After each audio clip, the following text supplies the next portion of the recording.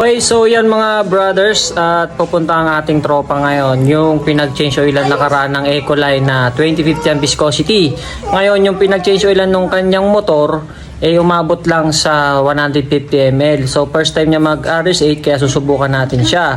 Ngayon nung sinalpakan natin siya at ang diga ko sa kanya, pag nangayin yung langis ng RS8, ililibre ko siya ulit. Pero pag hindi naman, bibili na lang siya ng langis at free labor na. Kaya ito yung langis niya nung una. Let's go!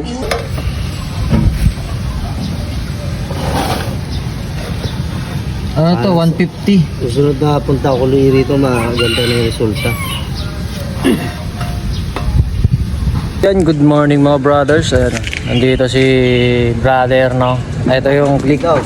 Yan, yung i-change oil natin. Okay. Okay, so yan mga brother. Ito na yung click, no? So, ang nilagay nga pala natin nakaraan, itong ganito. Ecoline na 2050. Okay, ang sabi ko sa kanya, pag nangayon yung langis ko, ililibre ko na siya nito. Diba? So yan, si-change oil natin ngayon yan. Tingnan natin yung langis ng Ecoline. Okay, for maintenance. Okay, so yan mga brother. Check natin kung anong kulay. Yan o.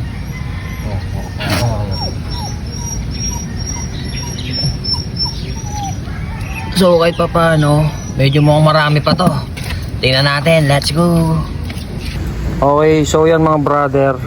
So, dapat 1K lang ang usapan namin. Siyempre, may tiwala din ako sa langis ng RS8. So, ang inano natin ngayon, dinala dito ni brother, 83,448. So, sumobra lang ng 100 km. So, check pa rin natin yan. Let's go! Okay, so yan mga brothers. Ito nga yung unang odo, no? So yan, kung mapapansin nyo, ito yung pinaka total odo. Check natin yan. Ngayon, sumobra lang siya ng 100 km. So dapat 1,000 lang ang usapan namin. Pero sumobra siya, kaya okay pa rin kasi alam ko may tiwala ako sa langis ko. Okay, let's go mga brothers. So yan mga brother, no? Babagsakin na ba natin? Ito na. Kaya natin yung magiging resulta ng Ecoline. Let's go!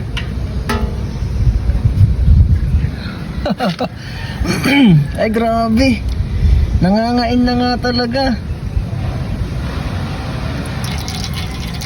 1-1, sumobra pa ng 100 km. Okay, so nangangain to. May problema na yung piston nito or yung block sa ring, no? So yun lamang po. At syempre susukatin pa rin natin to kung ilan pa yung matitira.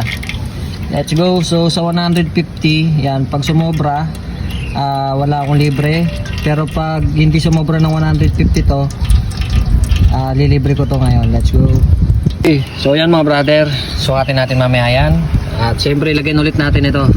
So yan, 1K lang yung usapan pero ginawang 1-1. So yung unang langis niya 1,000 lang yung tinakbo, pero itong Ecoline nadagdagan ng 100 km. So sali na natin to, 800 ml.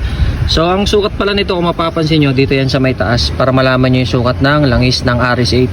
Yan, let's go. So yan, salin tayo. Okay, so yan mga brother, patapos na. Yung malapit kayo sa Dasma, sa area ko, free labor po tayo, langis lang yung babayaran nyo. Maintenance natin ang inyong engine. Okay, let's go mga brothers. So Ecoline 2050, pwede sa scooter po yan, pwede sa clutch, subox na po yan. Let's go. So yan mga brother, ang diga ko kay brother, pag hindi umabot to ng 150, nilibre ko yung langis na nilagay ngayon dito. So pag lumagpas, alam nyo na resulta dito sa RS8 na brand na binibenta ko. So yan, check na natin kung marami pa ba, kung nangangain ba.